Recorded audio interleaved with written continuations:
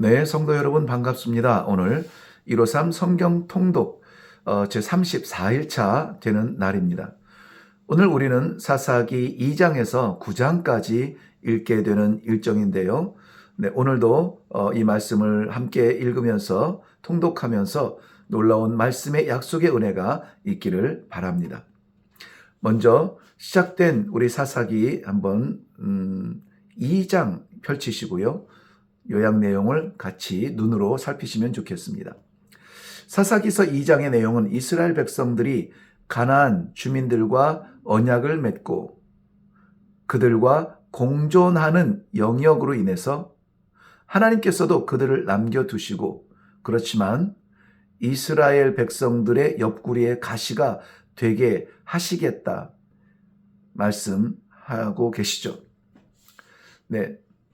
하나님께서는 우리를 기계로 만들지 아니하시고 말씀의 틀 안에 가두지 아니하셔요. 우리가 그 틀 안에 거할 때 축복이며 우리가 그 말씀을 따를 때의 축복인데 우리가 하나님의 그 형상대로 지음을 받아서 우리 안에는 우리 나름대로의 생각과 결단과 이것이 있는데 믿음으로 결단하면은 축복인데 우리의 인격적 의지로 결단하면 실수하게 되죠.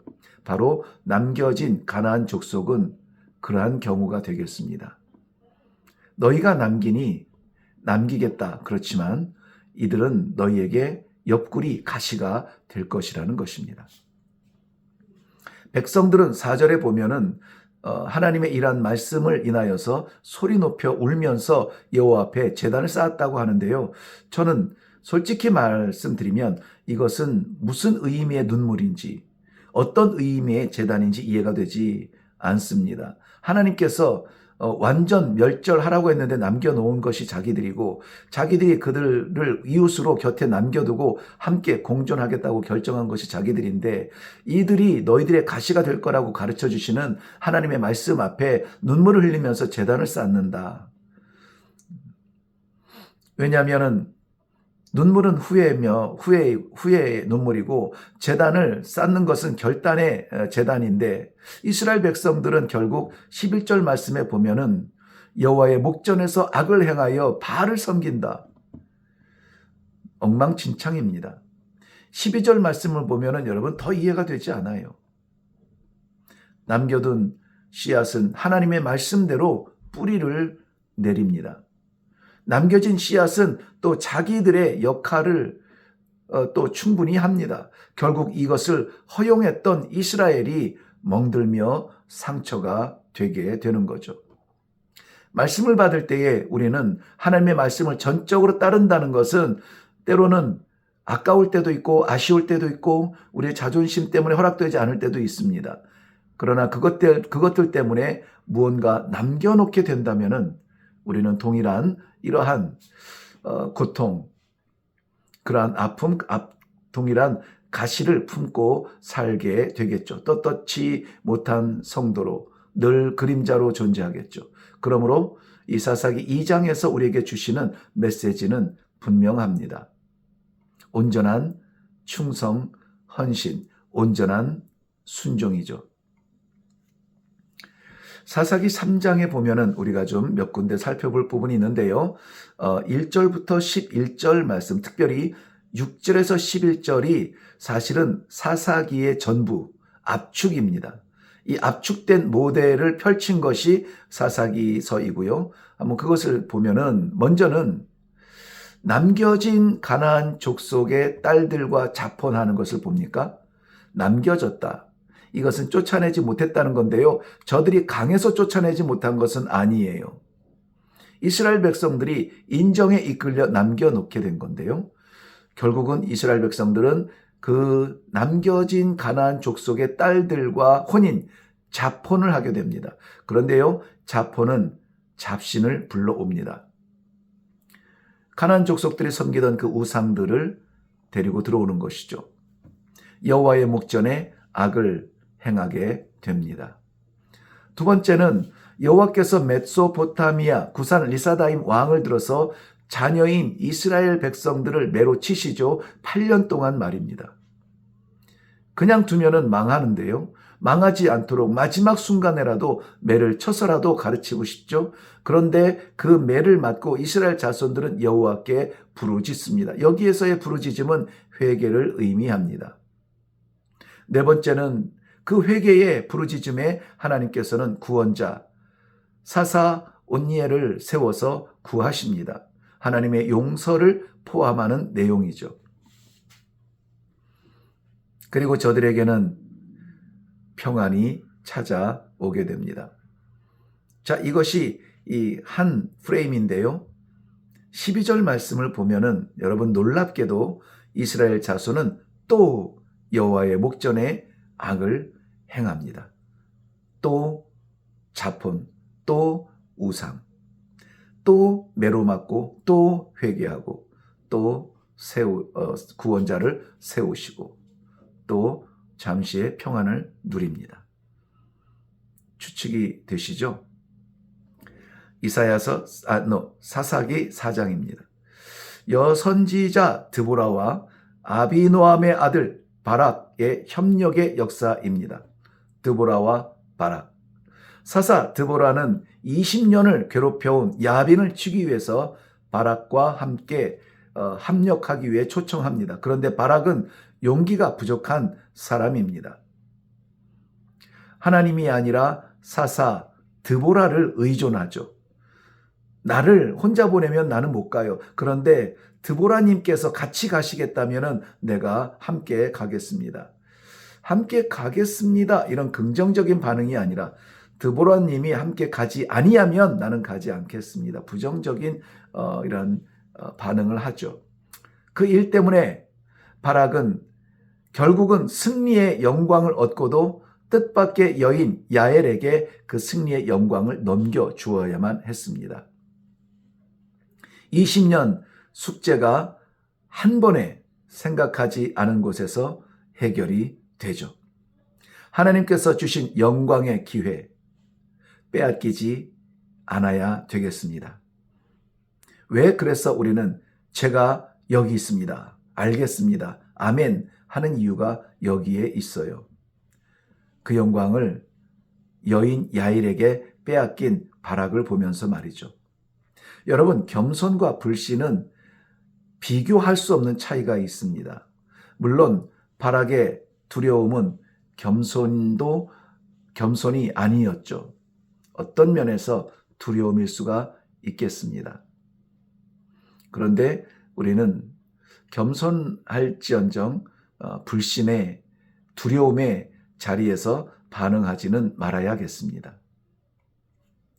사사기 5장입니다. 사사 드보라와 바락 이 연합의 승리의 노래입니다. 이것은 조금 우리가 톤을 높여서 승리의 노래답게 웅변하듯이 또박또박 읽어도 좋겠습니다. 충분히 웅장하고 마치 우리가 이긴 듯 어떤 이 영적 상승감을 느낄 수가 있을 것입니다. 그런데 그런 구원의 전쟁에도 불구하고 물 건너 불구경하듯 하는 사람들이 있는데 다름 아닌 동족들입니다. 같은 민족이죠. 이들의 승전가의 부끄러운 부분으로 남게 됩니다. 그래서 여러분 기억하시나요? 우리 믿음의 공동체 안에서 구경꾼이 없었으면 좋겠다. 승리의 자리에 함께 서면 좋겠다 하는 그러한 바람을 늘 저는 말씀을 드립니다. 저 개인적인 욕심은 아니라 하나님께서 기대하시는 것 같아 그 마음을 나누는 것이죠. 깰지어다 드보라여, 일어날지어다 바락이여, 이렇게 외치는 동안에 너무나 많은 사람들이 믿음의 전투에서 그들이 담당해야 되는 역할을 깨닫지 못하고 앉아 있습니다. 주를 사랑하는 자들은 해가 힘있게 도둠 같게 하옵소서. 동일한 이 영광의 순간에 동일한 영광을 누릴 수 있는 우리 모든 성도들이 되기를 바랍니다. 해가 힘있게 도둠같이 우리 모두는 힘있게 믿음으로 일어서야 되겠습니다. 사사기 6장입니다. 네, 여러분 혹시 웃으실지 모르겠는데요. 1절 말씀 보세요. 또라는 말이 있습니다. 또 여호와의 목전에 악을 행하였으므로. 네, 서론과 1장에서 말씀드린 것 기억나시죠? 다람쥐 쳇바퀴 돌듯 또 이스라엘 백성들 돌아섭니다. 먼저는 이스라엘의 형편을 한번 볼까요? 산에서 웅덩이와 굴과 산성을 만들었습니다. 집이 있는데 산에 웅덩이를 또 파는 거죠. 왜 그렇습니까? 언제든 도망칠 곳을 만들어놔야 되거든요. 그런 상황입니다. 파종 때에 원수가 쳐들어와서 토지의 소산을 멸하고 먹을 것을 남겨두지도 않고 그리고 다 빼앗아 갑니다. 메뚜기 떼같이 저들이 거두어 갑니다. 남겨있지 않아요. 추수 때라면은 저들이 빼앗아 가고 땅에 떨어진 나락이라도 있을 텐데 파종 때 뺏어 갑니다. 궁핍의 극치입니다. 그럴 때에 부름받은 사사 기드온의 상태를 보세요. 아직 사사처럼 일어나지 않은 상태입니다만은 11절 말씀을 보면은 밀을, 저의 소유겠죠. 밀을 포도주 틀에 타작한다. 잘 안 맞는 행위를 합니다. 포도주 틀은 포도주를 짜는 곳이고요. 밀은 넓은 마당에서 타작해야 되는데 포도주 틀 그 속에서 밀을 타작하고 있어요. 이것은 들키지 않으려는 소심한 타작의 모습입니다. 15절 보세요. 하나님께서 저를 부르실 때 저는 자기 자신을 너무나 잘 알고 이렇게 대답합니다. 나는 아버지 집에서 가장 작은 자입니다. 사사 기드온의 이야기입니다. 여러분 기드온과 300용사 이야기 너무 잘 아시죠? 바로 그 기드온이에요. 그런데 그 기드온이 자기가 생각해도 자기는 우리 아버지 집에서 가장 작은 자. 이건 겸손이 아니라 실제로 자기를 판단한 고백이죠. 그래도 하나님께서 세우실 때에 17절 말씀을 보세요. 그러면 나에게 그런 표징을 보여주세요. 뭔가 봐야 움직이겠습니다. 하나님이 말씀하시는데 증거를 내라는 거예요. 증거를. 그러나 그럼에도 불구하고 우리가 사사기 6장에서 결론 부분으로 나아가면서 기억해야 될 것은 부름받은 기드온의 역사가 이렇게 시작된다는 것입니다. 34절 꼭 기억하세요. 34절 여호와의 영이 기드온에게 임하시니 그에게 아무도 적수가 될 수가 없습니다. 아버지의 집에서 가장 작은 자, 숨어서 타작할 만큼 소심한 그러한 타작 농부. 그런데 여호와의 영이 기드온에게 임하시니 엄청난 기대가 됩니다. 무슨 일이 일어나겠습니까? 사랑하는 성도 여러분, 153 통독을 하면서 믿음의 생활을 하면서 나의 약점으로 가득 차고 가장 작은 자일지는 모르겠지만 우리의 기대는 이거죠. 여호와의 영이 우리에게 임하셨으니. 네, 사사기 7장에 봅니다. 기드온은 그 이름 앞에 여룹바알이라는 별명을 붙이게 되죠. 우리 바로 앞에 6장에서의 사건을 통해서 얻게 되죠. 바알과 다투다라는 뜻입니다. 성도는 하나님께서 창조 전에 택하시고 부르신 거룩한 백성들입니다. 구별된 사람들이죠. 이 거룩함을 지키기 위해서 우리 모든 성도들은 이 별명을 하나씩 가졌으면 좋겠는데요. 그 별명이 바로 여룹바알이라. 당시에 가장 강력한 이 바알, 여룹바알, 바알과 싸울 수 있는 강한 믿음의 강심장, 우리의 별명이 되기를 바랍니다. 그 같은 색깔을 가진 용사 300명이 선출되는 과정을 그리고 있죠. 이렇게 구별된 300용사라면 미디안 군사가 13만 5천 명이라고 했는데요. 13만 5천 명과의 전투도 두렵지 않겠습니다. 300용사와 13만 5천 명이 싸우려면 한 사람당 450명을 상대해야 되는데요. 그래도 두렵지 않다는 것이죠. 전쟁은 확실히 숫자의 싸움이 아니기 때문에 그렇습니다. 뭐라고 했습니까? 여호와의 영이 기드온에게 임하셨으니. 사사기 8장의 내용을 볼까요? 에브라임 지파의 시샘을 지혜롭게 풀어주는 기드온의 지혜를 봅니다. 피곤하고 지친 포인트, 바로 추격의 포인트가 되죠. 4절 말씀을 보시면은 숫곳 사람들과 브누엘 사람들의 조롱과 비웃음, 그리고 그 결과 들가시처럼 저희들에게 징벌이 되는데요. 7절과 16절의 내용에 기록이 되어집니다. 기돈과 300용사의 최종 승리로 세바와 살문나를 죽이게 되는데요. 백성들은 기브온을 다스릴 자로 추앙하지만 기브온은 대답합니다. 내가 아니라 여호와가 너희를 다스리리라. 우리 늘 함께 고민하는 거죠. 사람이 아니라 하나님을 상대하는 배경이 여기에 있습니다. 우리는 사람에 의존하지 않고 하나님께 의존합니다. 사람을 바라보지 않고 하나님을 바라봅니다. 기드온이 한 가지 실수를 하는데요. 전장에서 탈취한 물건 가운데 금장식을 모아서 기드온에게 주었고 기드온은 그것을 녹여서 에봇을 만들어 집에 둡니다. 에봇은 뭡니까? 제사장의 흉패 가슴에 입는 그러한 것이죠.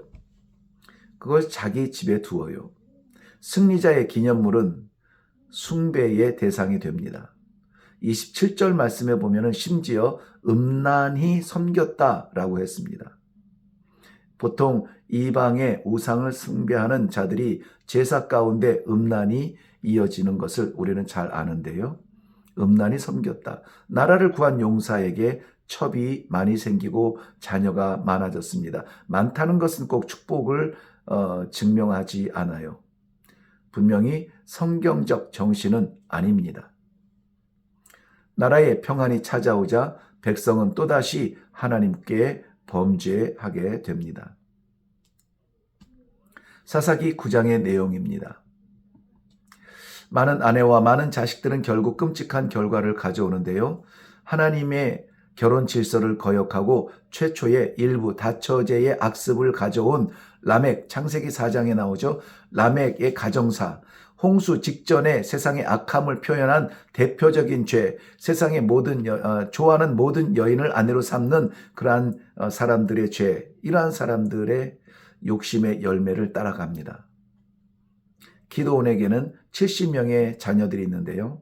그 가운데 아비멜렉은 스스로 왕이 되기 위해서 형제 70명을 한 자리에서 죽입니다. 자녀가 많다고 자랑했나요? 그 많던 자랑을 한순간에 잃게 되죠.